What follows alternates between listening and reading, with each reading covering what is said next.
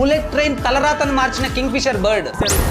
Japan bullet train వేగం గంటకి 240 నుంచి 320 కిలోమీటర్లు. కానీ దానికి వచ్చిన ప్రాబ్లం కి సొల్యూషన్ ఒక చిన్న కింగ్ ఫిషర్ బర్డ్ చూపించిందట. ట్రైన్ అంత వేగంగా వెళ్తున్నప్పుడు దాని ముందు ఏర్పడిన అట్మాస్ఫియరిక్ ప్రెషర్ వల్ల ట్రైన్ ఏదైనా టన్నెల్ నుంచి బయటకు వచ్చినప్పుడు చాలా పెద్ద శబ్దాలు వచ్చేవట. దాంతో ఆ టన్నెల్ చుట్టూ ఉండే జనాలు వాళ్ళ ఇల్లు ఖాళీ చేసి వెళ్లిపోవాల్సిన పరిస్థితి వచ్చిందట. ఆ సౌండ్ కి కారణం ట్రైన్ ముందు భాగంలో ఉన్న డిజైన్. మనిషికి వచ్చే ప్రతి ప్రాబ్లం కి సొల్యూషన్ నేచర్ లోనే ఉంది అన్నట్టు బుల్లెట్ ట్రైన్ రీడిజైన్ కోసం ఆలోచిస్తున్నప్పుడు కింగ్ ఫిషర్ బర్డ్ ని అబ్జర్వ్ చేశారట. కింగ్ ఫిషర్ బర్డ్ చాపను పట్టుకోవడానికి గాల్లో నుంచి నీటిలోకి డైవ్ వేసినప్పుడు సౌండ్ రాకుండా చాలా సైలెంట్ గా వెళ్తుందట. దానికి కారణం ఆ బర్డ్ యొక్క ముక్కు సన్నగా పొడవుగా ఉండడం. ఇదే డిజైన్ ని బుల్లెట్ ట్రైన్ లో అప్లై చేసి చూశారు. అద్భుతంగా సక్సెస్ అయ్యారు. ఈ డిజైన్ వల్ల సౌండ్ తగ్గడమే కాకుండా బుల్లెట్ ట్రైన్ 10% ఎక్కువ వేగంతో వెళ్లడం, అది కూడా 15% తక్కువ ఎలక్ట్రిసిటీతో వెళ్లడం గమనించారట.